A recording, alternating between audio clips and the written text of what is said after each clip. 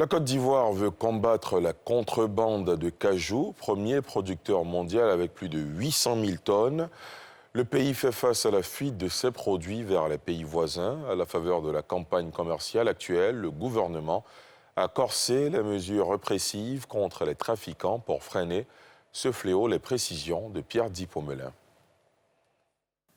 La campagne de commercialisation de la noix de cajou, ou encore l'anacarde, a démarré le 6 février dernier en Côte d'Ivoire, pays leader de la production mondiale, avec plus de 800 000 tonnes.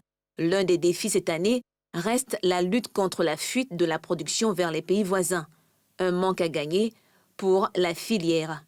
Nous avons plus de marge de manœuvre contre les malfaiteurs de l'économie, car chaque kilo qui sort est une perte de l'économie nationale et pour la filière.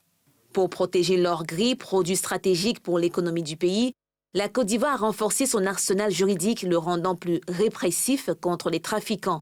Ainsi, le contrevenant risque désormais jusqu'à 10 ans de prison, 50 millions de francs CFA d'amende et la saisie des produits.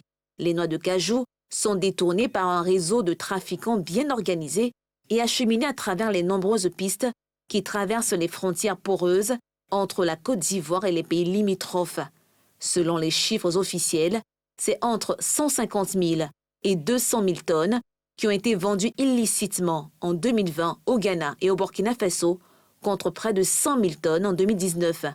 Des comités d'éveil composés d'acheteurs, de policiers, de gendarmes et de militaires dirigés chacun par un préfet sont chargés de mettre fin à la saignée.